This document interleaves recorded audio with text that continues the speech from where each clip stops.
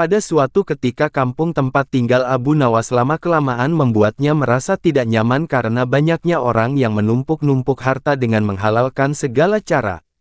Hal ini membuat Abu Nawas kesal karena sebagai seorang ulama dirinya berpikir bahwa hal itu bertentangan dengan ajaran agama. Untuk menghentikan perbuatan buruk tersebut, Abu Nawas memutar otaknya mencari ide yang tepat guna menyadarkan banyak orang. Setelah berpikir panjang akhirnya Abu Nawas menemukan sebuah ide cemerlang yaitu sandal ajaib.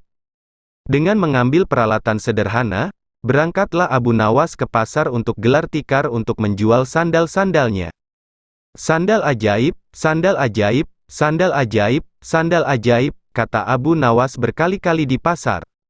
Kemudian muncullah salah seorang pemuda yang melihat-lihat barang dagangan Abu Nawas.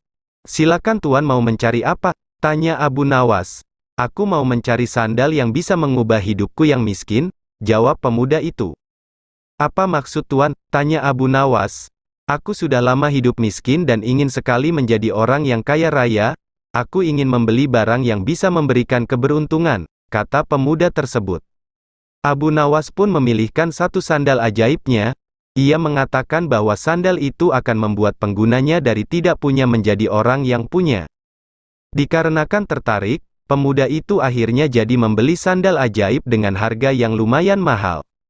Pemuda tersebut langsung memakai sandal ajaib itu berkeliling kampung dengan harapan, semoga keberuntungan segera berpihak kepadanya. Akan tetapi apa yang terjadi, harapannya tidak kunjung terwujud. Jangankan keberuntungan, si pemuda malah dikira pencuri di kampung tersebut. Untung saja para warga tidak sampai menghakiminya. Dikarenakan merasa tertipu, pemuda itu kembali lagi menemui Abu Nawas untuk protes. Assalamualaikum, sapa pemuda itu. Waalaikumsalam, oh ternyata tuan, bagaimana kabar tuan? Tanya Abu Nawas.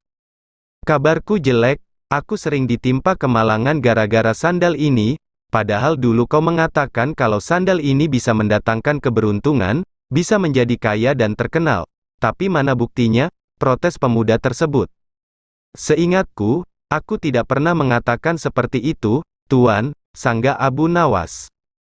Aku hanya mengatakan bila tuan pada mulanya orang yang tidak punya maka dengan membeli sandal ini tuan akan menjadi orang yang punya. Buktinya sekarang tuan sudah memiliki sandal ajaib ini, jawab Abu Nawas. Begitu mendengar penuturan Abu Nawas, pemuda ini hanya bisa diam. Ia menyadari bahwa dirinya sedang salah tafsir. Lalu mengapa kau mengatakan bahwa sandal ini ajaib? Tanya si pemuda.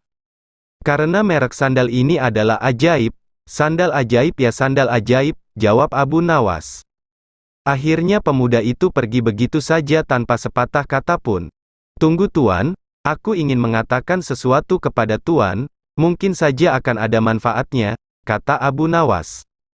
Jangan percaya kepada barang ajaib karena percaya pada sesuatu selain Tuhan bisa membuat syirik dan akan mendapat kesusahan di dunia dan akhirat kelak. Buktinya sebagaimana yang Tuhan alami ini. Oleh karena itu, segeralah bertobat kepada Tuhan, kata Abu Nawas. Mendengar nasihat Abu Nawas, pemuda itu menyadari kesalahannya. Ternyata banyak sekali hal-hal yang bisa membawa pada perbuatan yang dimurkai Tuhan. Mulai saat itulah pemuda itu bertobat kepada Tuhan. Nah beginilah Abu Nawas, dia bisa melakukan apa saja demi mengubah seseorang, dan mampu melewati masalah-masalah yang dihadapinya, hingga raja pun takjub padanya dengan kecerdasan yang dia miliki. Maka kawan-kawan semua, jangan lupa subscribe channel ini, dan tekan loncengnya, supaya mudah mendapatkan sejarah populer Abu Nawas, dan kisah-kisah Islami lainnya. Admin pamit dulu, sampai jumpa kembali.